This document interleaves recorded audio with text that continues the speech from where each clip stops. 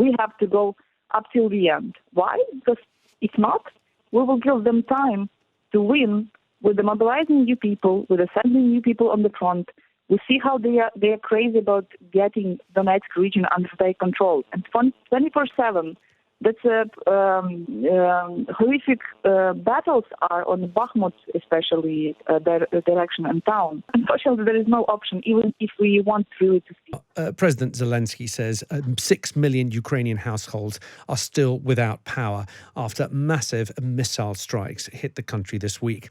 As of this evening, blackouts continue in most regions in Kyiv, Volodymyr Zelensky said in his nightly address. The number of affected households has reduced by half since Wednesday, he added, but millions have been left without light, water or heat as winter sets in.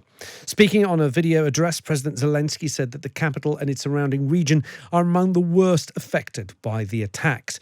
He said many residents in the city have been without power for 20 or even 30 hours.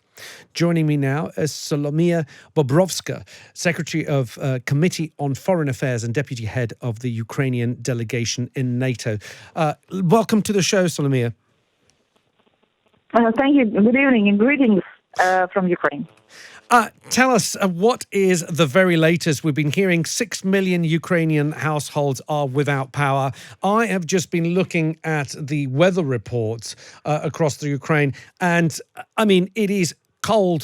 Degrees are hitting 0 and sub-zero overnight, down to -7 in and around Kiev, and of course for the rest of the country.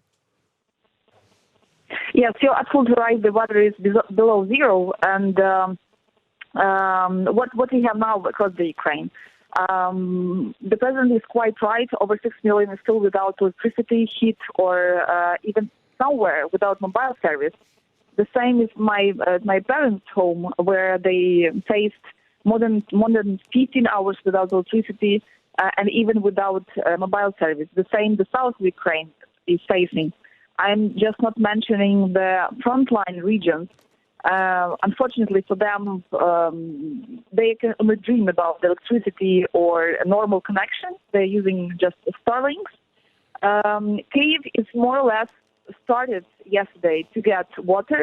In separate parts of Kyiv, electricity, and they're trying to stabilize the electricity, the power to people. But nevertheless, hundreds of points of so-called centers, unbroken centers for people who don't have home, can join the centers to come with children and to overcome the cold weather and all this uncomfortable conditions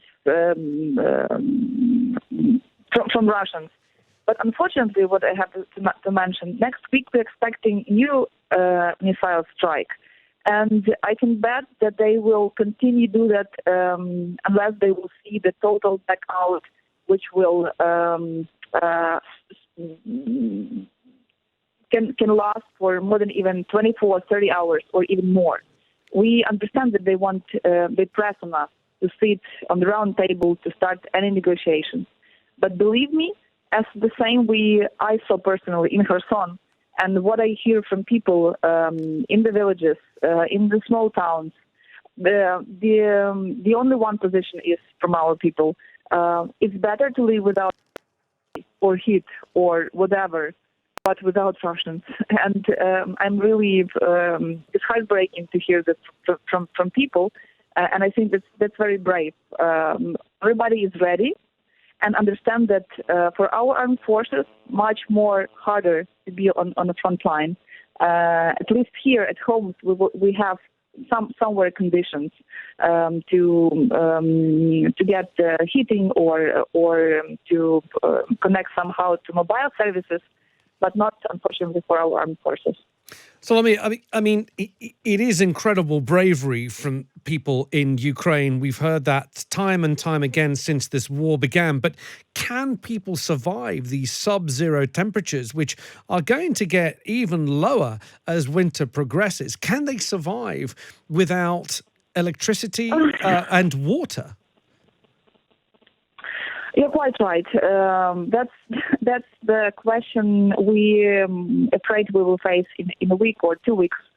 First of all, I think people from the cities which are over 1 million of citizens will have to move somewhere to small towns or to villages where they can have services or facilities to live through the winter with the wood or whatever, using other sources, generators, and so on and so on.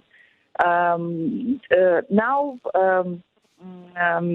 we are asking, that's our except of military aid. The second priority is that generators from our partners and friends to support cities and towns to be more or less autonomous without depending on the power stations. And by the way, the one thing we afraid of, after the last missile strike, two power plant stations which are on the western part of Ukraine had to be cut off the electricity, and they stopped actually for 100%. I think we will face one more problem to all problems we have now, but we are ready for the new wave of refugees. Unfortunately, especially we're talking about the moms and children who stayed here and who passed through the 9 months in Ukraine, but winter is very severe, especially in the east. By the way, the weather is colder, much more colder than, for example, in the western part of Ukraine. We hope that centers, as called unbroken centers for all Ukrainians, which are now actually started to work, will help at least somehow to at least part of people who will decide to stay in the towns and leave this war in Ukraine. Otherwise, the alternative sources of energy we have to look for and somehow to pass this winter. I will not, me personally, not because I'm a member of parliament, but as a citizen, all my family will stay here, and we will try to help for all people who are staying around, and we'll try to overcome this winter by ourselves, but in Ukraine. What is this doing to the morale of the people around you, Solomiia? We've heard that people who have power have been urged not to waste it, to think carefully before they use any, so they're not loading the system. And of course, you've just mentioned that you're bracing yourselves for a new volley of missile attacks next week. Of course, those attacks are targeting the power plants that the sooner they get taken out of action, the Ukrainian army is putting them back into action to get their power flowing. But what is this doing to the morale of the people, not just in Kyiv, but particularly the people out to the east of the country? To be honest, I would say that it's for sure. It's very depressing. It's really hard to overcome. Somehow people are getting used in some parts, in some regions, to the situation because they understand that that is not the worst option we can waste. And what I said before, they are saying we will live without electricity or water, but it's better to live without under occupation. That's, by the way, the concept. Yes, it's hard. We feel we are brave, but everyday life is different. And when you don't have mobile service to call your parents or grandparents, to call your friends, brothers, and others on the front line, that's making people crazy and really hard. But we don't have, unfortunately, any other option. There is no other option. We have somehow to pass this, overcome, or just lose. Okay. We're not ready to lose. That's the point. But as someone who's in Parliament, and of course all the work that you do as the Secretary of Committee on Foreign Affairs, and you're also the Deputy Head of the Ukrainian delegation in NATO, it's a difficult question to ask, but is there a landing zone? Is there somewhere, somehow, that this conflict gets brought to an end, to save the people from the misery and to save this sort of dreadful war that now has been waging for way too long? Can you see a way out of this that does not involve the sort of the loss of one side or the other, if you see what I mean? Is there a negotiation to be had? Nope. There is no answer for now, so far, for that. Fortunately or unfortunately, Ukrainian people are not ready for any kinds of negotiation and no compromise.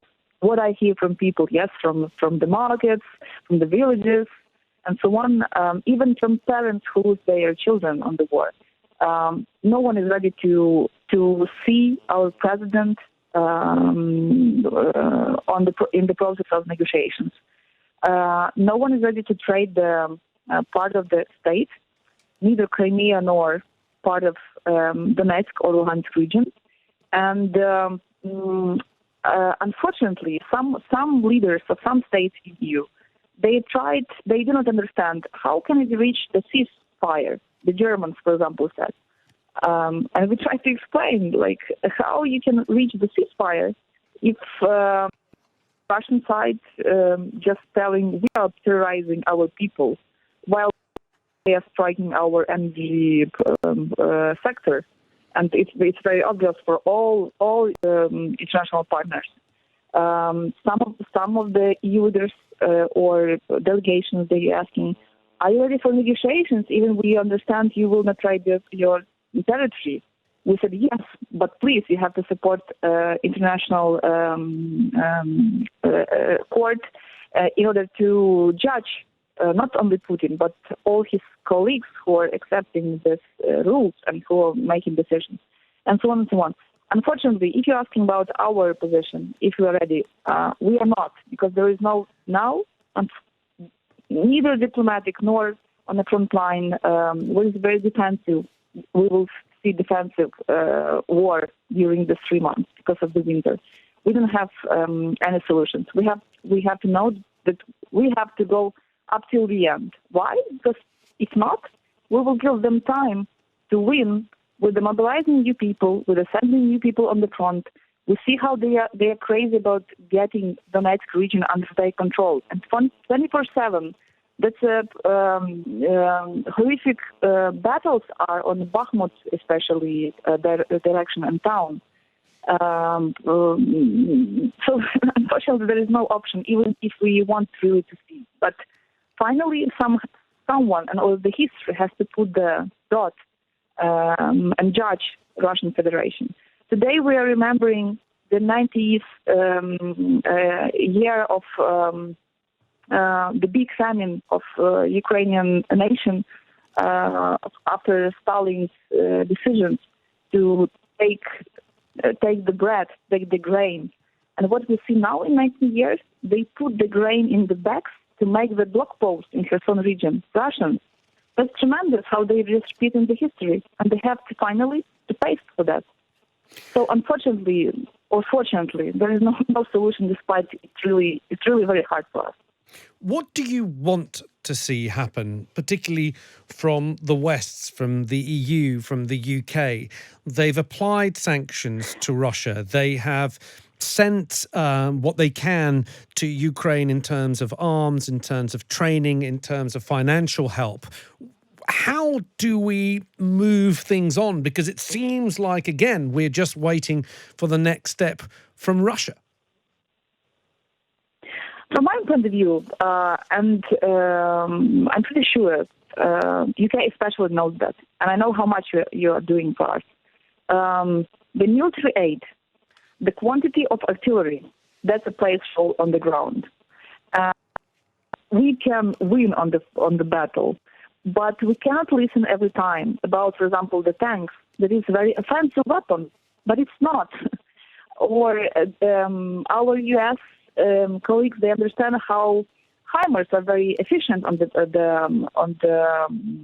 front line, but we are still waiting for the multiply launch rocket system with the long distance of the missiles in order to reach Crimea, Donetsk, and so on and so on. And that's how we can again and again make offensive operations, and we are ready for that. And Kharkiv and Kherson did show that, especially Kharkiv region.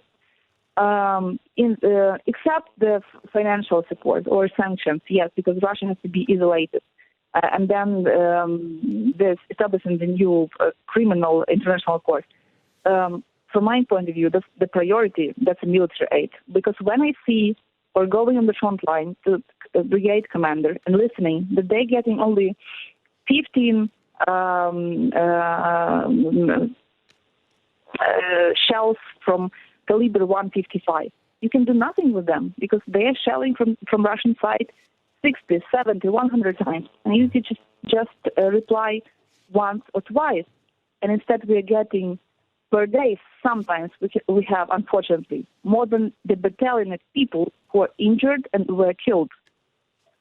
So from my perspective, first of all, that's military aid. We cannot listen to France. They have something to defend the state. We understand, but no one is going to attack now France. That's the point. Or Germany. And we understand why Russians will never attack that state. Because the roots, financial, economical roots, political roots, of Russian Federation, they are very deep in that state. Okay. And just saying us we can't help you because we are waiting for someone's decision.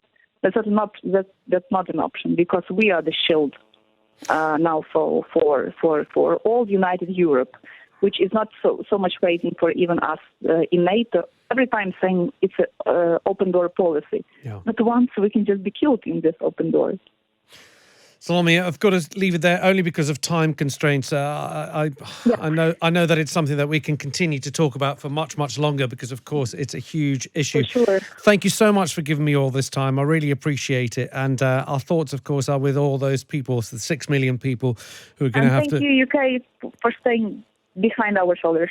Well, thank you. Thank you for joining me, Solomiia Bobrovska. Thank you, Secretary of the Committee on Foreign Affairs and Deputy Head of the Ukrainian delegation in NATO.